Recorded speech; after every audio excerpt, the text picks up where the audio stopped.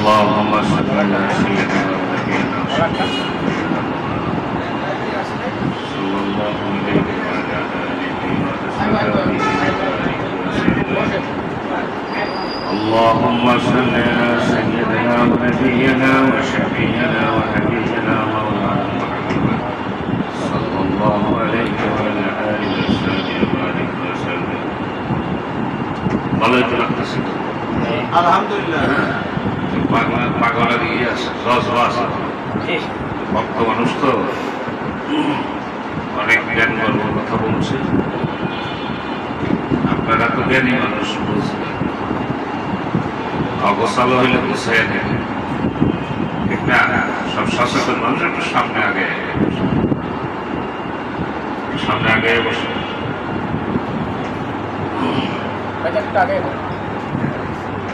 إن الحمد والصلاة والسلام عليك يا رسول الله نحمده ونصلي على رسوله الكريم أما بعد فقد قال الله تعالى في كلامه المجيد والفرقان الحميد أعوذ بالله من الشيطان الرجيم بسم الله الرحمن الرحيم ألا إن أولياء الله لا خوف عليهم ولا هم يحزنون صدق الله العظيم. قال رسول الله صلى الله عليه وسلم الشيطان جاسم قلب بني آدم فإذا ذكر الله خلص وإذا دخل وسوس. صدق الله العظيم. আলহামদুলিল্লাহ বলেন আলহামদুলিল্লাহ। বাইরে যারা বসে আছেন একটু ভিতরে আসেন। আল্লাহ রাব্বুল আলামিন কোরআনুল কারীমে বলতেছেন, নিশ্চয়ই আমার একদল ওলি আছে যাদের দুনিয়াতে কোনো ভয় নেই, আখিরাতের কোনো চিন্তা নেই। সাবধান। আল্লাহ বলছে আলা ইন্না আউলিয়াল্লাহি লা খাউফুন আলাইহিম ওয়া লা হুম ইয়াহজানুন। কোরআন শরীফ আছে কি? আছে।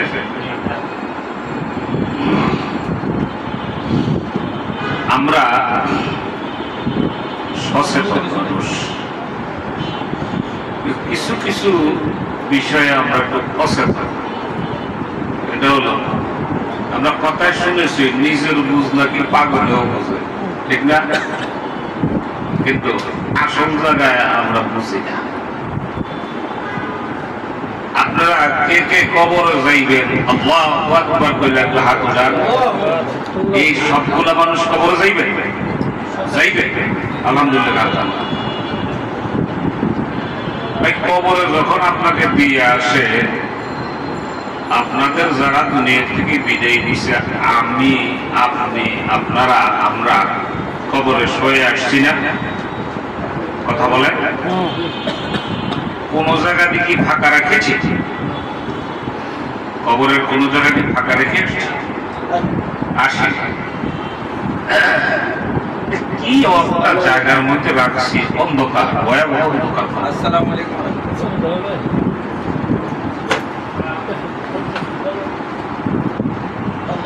কবরে কোনো সাথী নাই, বাতি নাই, জানালা নাই, দরজা নাই, ভয়াবহ খবর। আমরা নিজ হাতে রাখছি, আপন জনদের এমন একটা ঘরে রাইখে আসছি যে ঘরে আমরাও যাবো কি যাবো না? আমার কথা কি বুঝতেছেন আপনারা? কথা বুঝে থাকলে উত্তর দেবে। কবরের প্রস্তুতিটা নিতে আমরা অবহেলা করি। দুনিয়ার কাজের জন্য আমরা হয়রান পেরেশান। কবর, হাসর, মিজান, পুলসিরাত যা সত্য,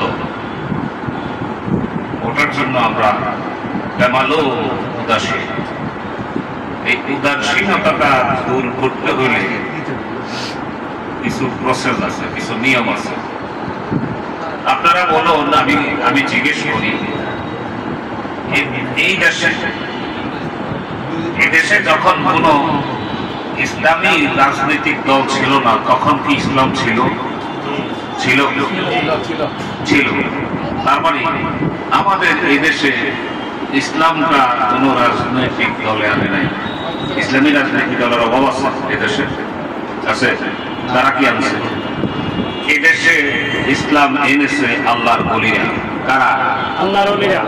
আল্লাহর ওলিরা এদেশে ইসলাম এনেছে, কালেমার দাওয়াত দিয়েছে, অমুসলিমদেরকে মুসলমান বানাইছে, মাদ্রাসা প্রতিষ্ঠা করেছে, মক্তব প্রতিষ্ঠা করেছে, মসজিদ প্রতিষ্ঠা করেছে।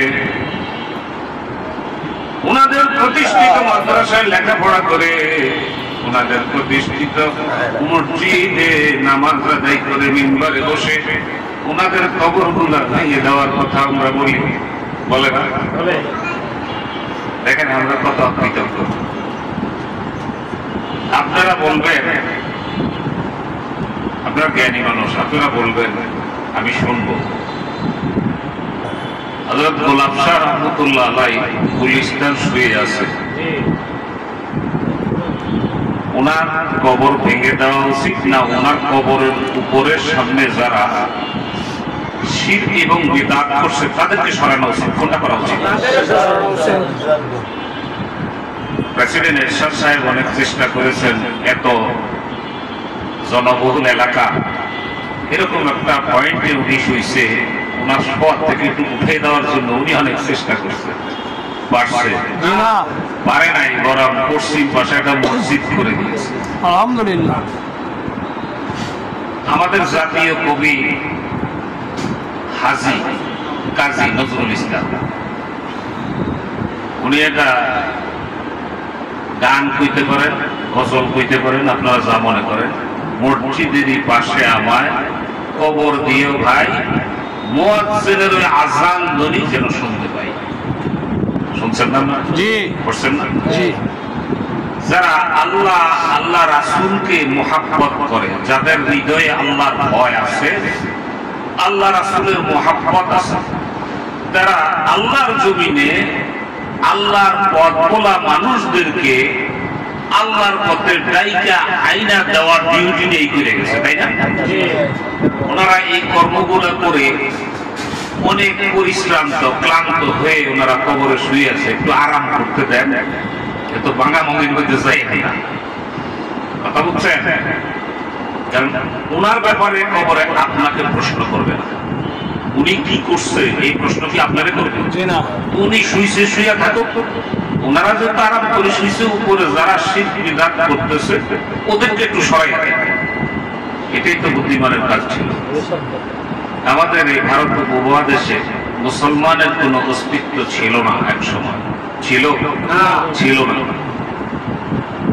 আমি মাঝে মাঝে বলি, আমাদের এলাকায় হিন্দু লোক খুব কম। এমন এমন গ্রাম আছে হিন্দু নাই, কিন্তু গ্রামের নাম হয়েছে নরহরিপুর। হিন্দু নাই একজন। আমার নানার বাড়ি গ্রামের নাম হয়েছে গোবিন্দপুর, হিন্দু নাই একজন। পাশের গ্রামের নাম হয়েছে দেবপুর, একজন হিন্দু নাই। কিছুদিন আগে দাওয়াত খেয়ে আসছি, জিজ্ঞেস করলাম এই গ্রামের নাম কি? শ্রীরামপুর। শ্রীরামপুর তো কোন গ্রামের নাম হইতে পারে না, গ্রামের ভাষা শ্রীরামপুর। একজন শিক্ষিত লোক ছিল, উনি কয়েছে না, গ্রামটার নাম আমরা লিখি হলো শ্রীরামপুর। শ্রীরামপুর, শ্রীরামপুর। আমি তো হিন্দু আসেনি, কয় না, কিন্তু নাম কিন্তু ওইটাই রয়ে গেছে। তার মানে বসতি ছিল হিন্দুদের, এখন সবাই মুসলমান হয়ে গেছে। এই অবদানটা ছিল আল্লাহর ওলিদের। এজন্য আল্লাহ কোরআনুল কারীমে বলতেছে, বিসমিল্লাহির রহমানির রহিম, আপনাদের উপরে শোনাইছি, আলা ইন্না আউলিয়া আল্লাহি লা খাউফুন আলাইহিম ওয়া লা হুম ইয়াহজানুন। আল্লাহু আকবার। কোরআন সত্য কিনা? সত্য। সত্য কিনা? সত্য। দেখুন, শাহজালাল রাহমাতুল্লাহ আলাইহি দেশে এসে ইসলাম প্রচার করেছে, আযান দিয়েছে, গোর গোবিন্দের প্রাসাদ মাটির নিচে ঢুকে গেছে। ঢুকছে কি ঢুকছে না? উনি এদেশে আসবে, পানিপথ বন্ধ করে দেওয়া হয়েছে যেন না আসতে পারে। যায় নামাজ বিছাইয়া সুরমা নদী পার হয়ে আসছে কি আসে নাই? এটা আল্লাহর ওলিদের কেরামত।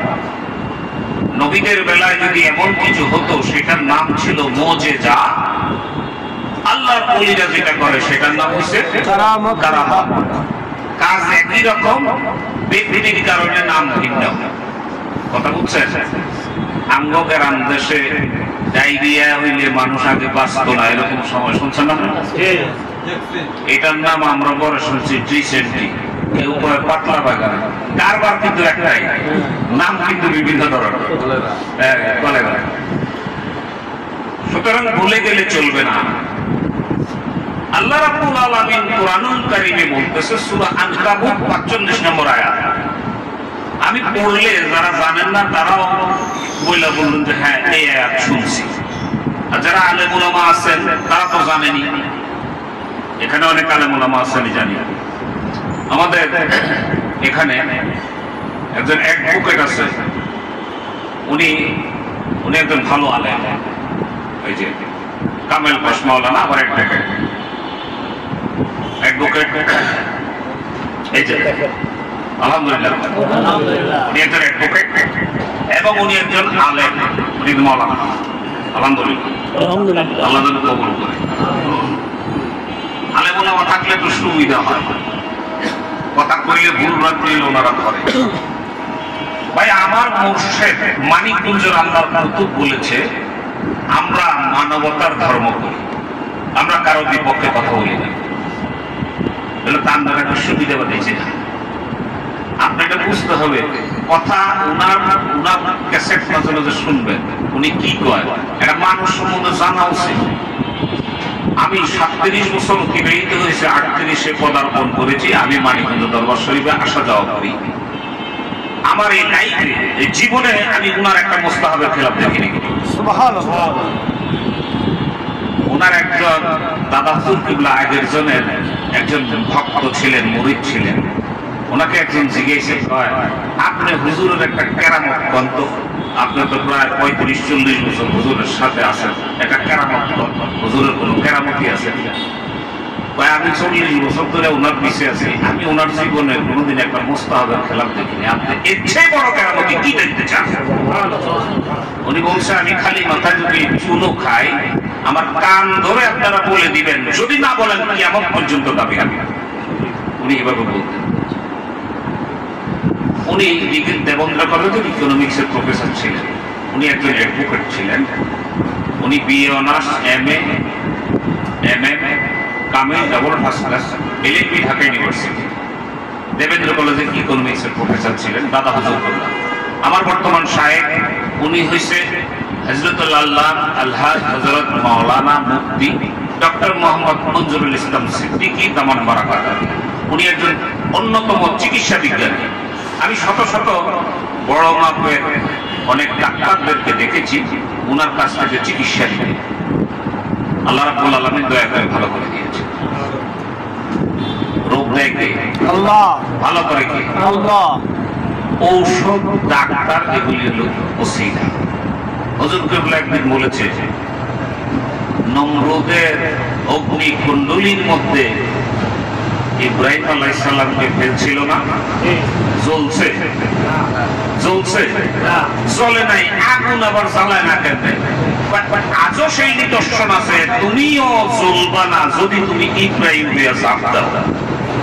আপনাকে ইব্রাহিম হইতে হবে ওই আগুনের কুণ্ডলী থেকে যদি বাঁচতে চান।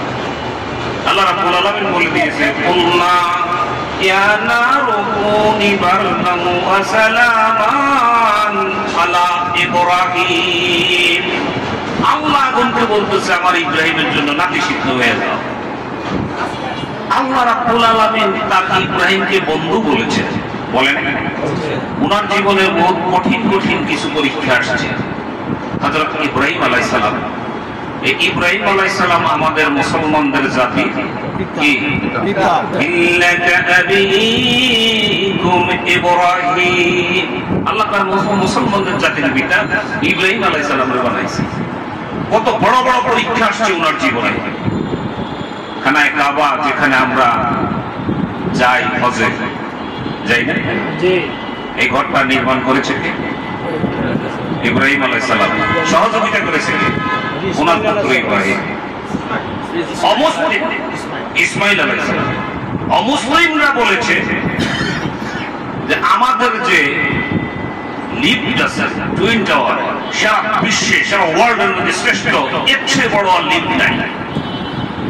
মুসলমানরা বলতেছে আমাদের লিফটের মতো লিফট পৃথিবীর জমিনে আর তৈরি হবে না, আমাদের লিফটটা আল্লাহ রাব্বুল আলামিন জান্নাত থেকে পাঠাইয়া দিয়েছে। সুবহানাল্লাহ। ইব্রাহিম আলাইহিস সালাম সেই পাথরটার উপরে দাঁড়িয়ে খানায়ে কাবা নির্মাণ করেছিলেন। ওই পাথরটাকে যদি বলছি ইব্রাহিম উপরের দিকে যাও, উপরের দিকে চলে গেছে। কয় ডাইনে যাও, ডাইনে গেছে। কয় বাঁয়ে যাও, বাঁয়ে গেছে। নিচে যাও, নিচে গেছে। ইলেকট্রিসিটি ছিল না, কোন পদ্ধতি না। তো কাঠটা বড়, কাঠটা বড়, কাজ শেষ হয়ে গেছে। ইব্রাহিম আলাইহিস সালাম আপনার আমার মতো এরকম সাইজের ছিলেন না, আরো অনেক লম্বা, আরো অনেক লম্বা ছিলেন, আরো অনেক ওয়েট ছিলেন। ওনার পায়ের ছাপ এখনো লেগে আছে সেই পাথরের মধ্যে। খানায়ে কাবার যে কাবা শরীফের ঘরটা, ওর সামনে পাথরটা স্বর্ণ দিয়ে বাঁধাই করা। আমি নিজ কপালের চক্ষু দিয়ে দেখে এসেছি, আল্লাহ তৌফিক দিয়েছে, ওনার পায়ের চিহ্ন লেগে আছে। এই জায়গার মধ্যে তোয়াফ করে হাজিরা 2 রাকাত নামাজ পড়ে। ওই এটাকে মাকামে ইব্রাহিম বলা হয়। তাহলে মুসলমানের সবকিছু তো শ্রেষ্ঠ হলো, শ্রেষ্ঠত্ব আল্লাহ পাক দিয়েছে। মুসলমানের দুর্গতি কেন যায় না? আমাদের দুর্গতি তো যায় না। মুসলমানরা বিপদে পড়েছে, 2 রাকাত নফল নামাজ পড়েছে, নফল নামাজ পড়া শেষ, বিপদ সকল কিছু শেষ। আমি আমরা যত বিপদে পড়ি, নামাজ যত পড়ি, বিপদ আরো বাড়ে। কি তাই হয় না? সারা রাত পড়লো, সকালে উনি কয় না যেই বিপদের লেগে শুরু করছি এটা আরো বাড়ছে, তার মানে সমস্যা আছে, আছে না? কোন মানুষের যদি অসুখ হয়, জ্বর হয়, জ্বর মুখে ভালো লাগে, ভালো লাগে না। যার মুখে ভালো খাবার ভালো লাগে না, বুঝতে হবে তার শরীরে অসুখ হয়েছে। যার কাছে ভালো কাজ ভালো লাগে না, বুঝতে হবে তার কলবে অসুখ হয়েছে। ঠিক। দেহ ভালো করার জন্য যেমন ডাক্তার আছে, কলব ভালো করার জন্য আল্লাহ ডাক্তার দিয়ে দিয়েছে। বেশি কি দেয় নাই? আমি একটা হাদিস শরীফ পড়ছিলাম, আপনারা খেয়াল করছেন কিনা? আশ-শায়তানু জাসিমান কালবে বনি আদমা, বনি আদমের কলবের মধ্যে শয়তান খামসি মেরে বসে আছে। ফাইজা যাকারাল্লাহু খানাসা, মানুষ যখন জিকির করে খান্নাস শয়তান দূরে সরে যায়। ফাইজা কাফালা ওয়াসওয়াসা, আবার যখন মানুষ জিকির থেকে ফাঁকে আসে শয়তান ভিড় খেয়ে কলবে পড়ে। আল্লাহ এই ঔষধ দিয়ে দিয়েছে। আল্লাহ রাব্বুল আলামিন বলতেছে এই কলবের শয়তান দূর করতে হইলে একমাত্র ঔষধ হইছে আলা বিযিকরিল্লাহি তাতমাইন্নাল কুলুব, লা ইলাহা ইল্লাল্লাহ, লা ইলাহা ইল্লাল্লাহ, লা ইলাহা ইল্লাল্লাহ, লা ইলাহা ইল্লাল্লাহ মুহাম্মাদুর রাসূলুল্লাহ সাল্লাল্লাহু আলাইহি ওয়াসাল্লাম। বলতেছিলাম কুরআনুল কারীমে আল্লাহ রাব্বুল আলামিন সূরা আনকাবুতের 45 নম্বর আয়াতে বলতেছে, আল্লাহ কি বলেন? ইন্নাস সালাতা তানহা আনিল ফাহশাই ওয়াল মুনকার। আল্লাহ বলতেছে নিশ্চয়ই নামাজ সকল অশ্লীল এবং খারাপ কাজ থেকে ফিরিয়ে রাখে নামাজিকে। কি বলছে? আল্লাহ রাব্বুল আলামিন কি মিথ্যা কথা দিয়ে একটা কইছে? না। যদি চিন্তা করে ঈমান থাকবে না, তাহলে আল্লাহ যদি বলে থাকে নামাজ সকল খারাপ কাজ থেকে নামাজের ফিরাইয়া রাখে, আপনি আমি মসজিদের প্রথম কাতারে থাকি কি থাকি না? নামাজ আদায় করি কি করি না? বের হইয়া আবার শুরু করে দেয় আগেরটা, তার মানে ফিরেছে না। মিথ্যে কথা বলি কিনা, পরে হক নষ্ট করি কিনা, হিংসা করি কিনা, বিদ্বেষ করি কিনা, তার মানে আমার নামাজ হচ্ছে না। দুইটার একটা হবে, আলো যেখানে অন্ধকার সেখানে থাকতে পারে না। রব্বুল আলামিন কুরআনুল কারীমে নামাজের কথা এইভাবে বলেছেন, হাদিস শরীফে আমার রাসূল কি বলছে? লা সালাতা ইল্লা বিহুজুরিল কালব। সুবহানাল্লাহ। সুবহানাল্লাহ। হুজুরি কালবে কি তো নামাজ কামিল হবে না, নামাজ পূর্ণতা আসবে না, নামাজ মঞ্জিলে মকসুদ পর্যন্ত পৌঁছবে না। এই নামাজ ঠিক করার জন্যই আপনাকে বেশি বেশি জিকির করতে হবে। কথা বুঝাইতে পারছি? জিকির কেন করব? জিকির করব নামাজ ঠিক করার জন্য। আল্লাহ কোরআনুল কারীমে বলছে বিল গুদুবি ওয়াল আসার, সকাল এবং সন্ধ্যা আমার নামের জিকির করো। কার হুকুম? আল্লাহর হুকুম। আমরা কি হুকুম মানি? আমরা বললাম না যে আমরা নিজেরটাও শিখি।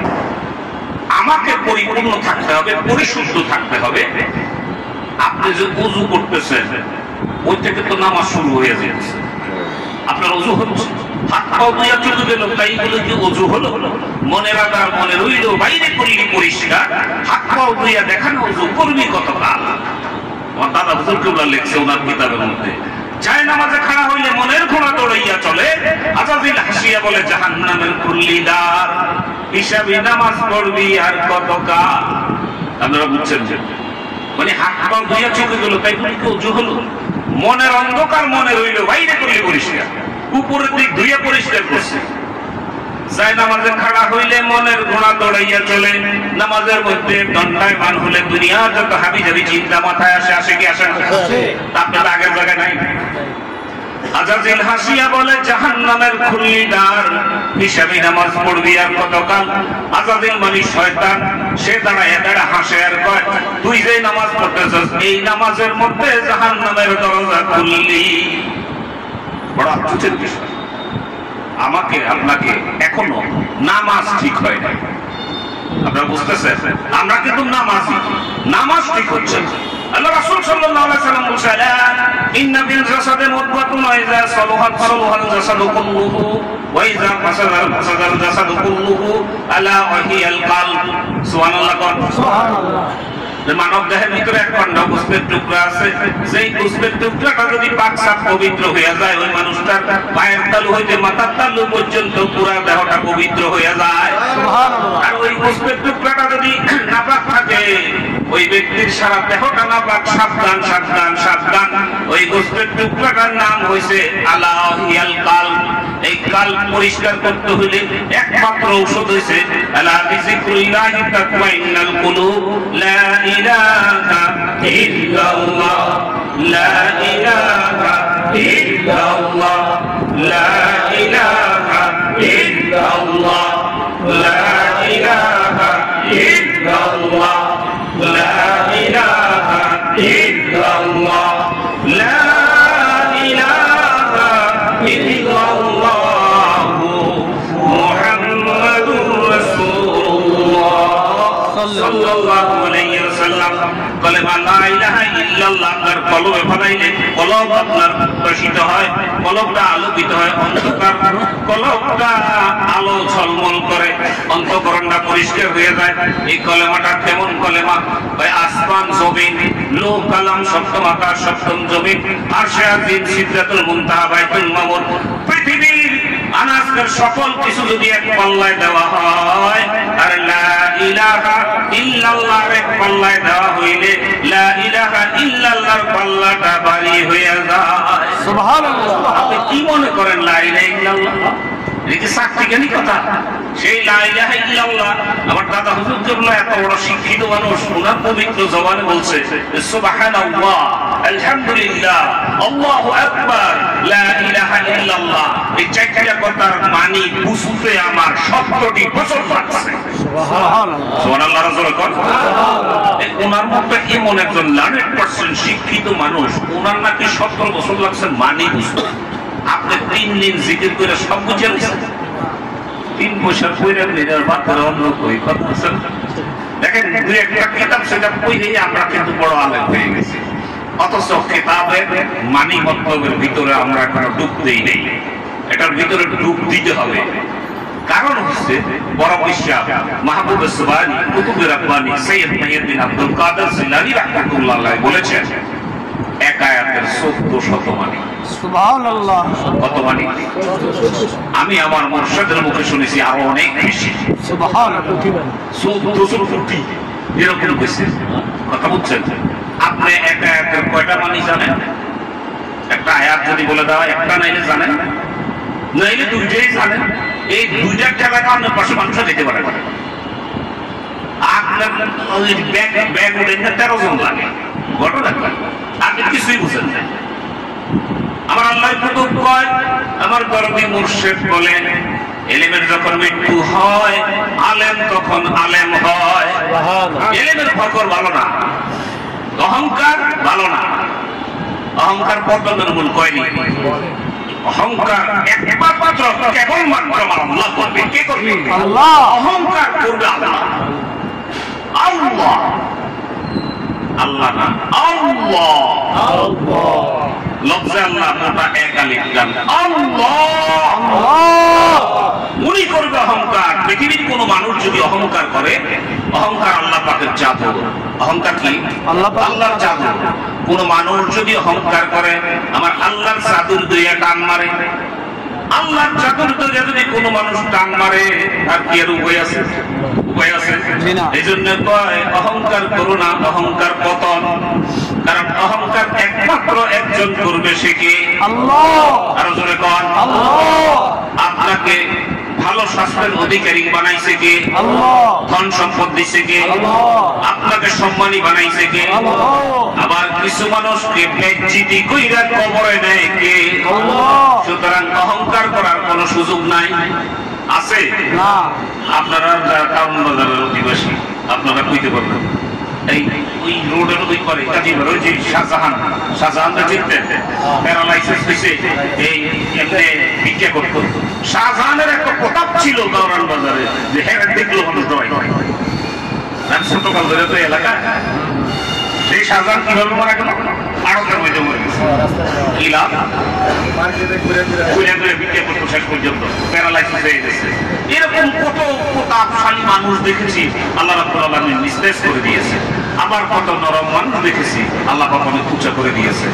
এই ক্ষমতা কে রাখে? আল্লাহ। আল্লাহ একমাত্র, কেবলমাত্র আমার আল্লাহ। সুতরাং মানিকগঞ্জ আল্লাহর কুতুবের কাছে যাই আপনি পাইলাম, পাইছি অহংকার মুক্ত জীবন গঠন। অহংকার মুক্ত হও। এই এক জাররা পরিমাণ অহংকার কোন মানুষের মধ্যে যদি থাকে, আল্লাহ রাসূল হাদিস শরীফে বলেছেন ওই লোক জান্নাতে প্রবেশ করতে পারবে না। এক জাররা, জাররা চিনেন? সুইয়ের মাথা থেকে যদি এক ফোঁটা পানি হয়, সুইয়ের মাথাটা এমনি রাখলে যতটুকু জায়গা ধারণ করে, এই মাথাটাকে 70 ভাগ করলে তার এক ভাগের নাম হচ্ছে জাররা। এই পরিমাণ অহংকার যদি কোনো মানুষের থাকে, আপনি যত বড় মর্যাদা হন, জান্নাত আপনার জন্য হারাম। আমরা খেয়াল করি না। হকুল্লাহ কার হক? আল্লাহ। হকুল ইবাদ কার হক? বান্দার হক।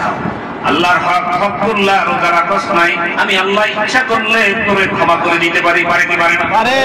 নামাজ পড়স রে বান্দা, আমি ইচ্ছা করলে ক্ষমা করে দিতে পারি। হকুল ইবাদ নষ্ট করিস না, এই হকুল ইবাদ আমি আল্লাহও মাফ করি না। করে না। হকুল ইবাদ বলতে কি বুঝেন আপনারা? শুধু টাকা, ধন সম্পদ। কোন মানুষ যদি বয়োজ্যেষ্ঠ হয়, বয়োকনিষ্ঠ, যে তার কাছ থেকে সে সম্মান পাবে, শ্রদ্ধা পাবে, পাবে কি পাবে না? পাবে। আর যদি বয়োকনিষ্ঠ হয়, বয়োজ্যেষ্ঠের কাছ থেকে আদর, ভালোবাসা, মোহাম্মত পাবে। ওই বয়োজ্যেষ্ঠকে যদি আপনি সম্মান না করেন, তার হক নষ্ট করলেন, জবাব দিতে হবে। বয়োকনিষ্ঠ সে আদর মোহাম্মদ ভালোবাসা পাবে, আপনি যদি না করেন তার হক নষ্ট করলেন। হক শুধু টাকা পয়সা না বাবা, হকের মধ্যে ক্লাসিফিকেশন আছে, আছে কি নাই? আছে। খুব উর্দিশ করে চলতে হবে। এলাকায় আসলে আগে তো এখানে দোকানদারি করছি ছোটকাল ধরে, ওই যে সাথী ভাইয়েরা জানে, তো তখন তো সবার সাথে দেখা হইতো। এখন এই ব্যবসা বাণিজ্য করি না, দূর দূরান্তে থাকি, কিন্তু সপ্তাহে 2-3 দিন এখানে রাত্রি যাপন করি। তা আসলে অনেক কিছু দেখি, দেখলে পুরানো অনেক কিছু মনে পড়ে। অনেকেই অনেক ধরনের কথা বলে শুনি, আমাদেরকে অনেকে কটাক্ষ করেও কথা বলে, সেটাও শুনি। অনেকে কমপ্লেন করে আপনার এই ভাইটা মানিকগঞ্জ গেছে, সে ঠিকভাবে নামাজটা পড়তেছে না। আপনার এই ভাইটা মানিকগঞ্জ গেছে, একটু মাঝে মাঝে মাথায় দেয়, মাঝে মাঝে দেয় না। যে বলতেছে সে কিন্তু নামাজ পড়ে না, যে বলতেছে হ্যাঁ কিন্তু টুপি মাথায় দেয় না। কথা বলছেন? আমি তখন বললাম যে ভাই, এই দোষ আমার শাস্তি দেন ভাই। ভাই অন্তত কমপক্ষে 30টা দোষ লইয়া সে মানিকগঞ্জ হুজুরের কাছে মুরিদ হয়েছে। মুরিদ হওয়ার পরে সে সুন্নতি লেবাসটা ধরছে, কিছু দোষ তো গেছে, মাঝে মাঝে যায় কইলেন, মাঝে মাঝে যায় না। ভাই কিছুটা তো হয়েছে, হ্যাঁ, মাত্র 5টা গেছে দোষ, বাকি 20টাও যাইবে। আবার কিছু লোকের 10টা দোষ গেছে, আর 15টা বাকি আছে। ভাই আমি আমার আত্মসমালোচনা করি, নিজেরটা করি, অন্যেরটা না করি। একটা মানুষ টুপি মাথায় নিয়ে জুব্বা পরে ইচ্ছা করলেই সিনেমা হলে ঢুকতে পারবে, এটা একটা বাধা। আস্তে আস্তে আমরা উৎসাহ দিই, আল্লাহ যেন সবাইকে মাফ করে দেয়, সবাইকে যেন আল্লাহ কবুল করে। ভাই কবর খুব ভয়াবহ জায়গা, খুব কঠিন জায়গা। এই কঠিন জায়গা যে কি পরিমাণ কঠিন এটা বুঝানো যাবে না। আপনি একটাই বুঝেন, আপনার বাপ লক্ষ কোটি টাকার সম্পদ দিয়ে গেল, অন্তত কয়েক হাজার বিঘা সম্পত্তি দিয়ে গেল। আপনার বাপের যখন আপনি কবরস্থ করছেন, 5 কাঠা জায়গার মধ্যে করছেন, একটু প্রশস্ত করে দিতেন, বলে 5 কাঠার মধ্যে দেই, ফেরেশতারা এই মাথায় পিড়ান যত দৌড়াইয়া ওই দিকে যাইতে পারবো। আপনি নিজ হাতে 3.5 হাত, আবার এই দিক দিয়ে 1.5 হাত সিপার মধ্যে ফালাইছেন। আপনার অবস্থা কি? আমার অবস্থা কি? কঠিন। দরজা জানালা কিছু আছে নাই, দরজা জানালা নাই, ডাইনেও ফিরে যাইব না, বাঁয়েও ফিরে যাইব না। এরপরে আবার পাশ দিয়া, এর উপরে চাকাই দিয়া, তার উপরে আবার হাজার হাজার মাটি দিয়া, ভালো করিয়া সইয়া বাড়াইয়া তারপরে রেখে আসছি। ও ভাই, এই কবরটা আপনি যাবেন, আমিও যাব।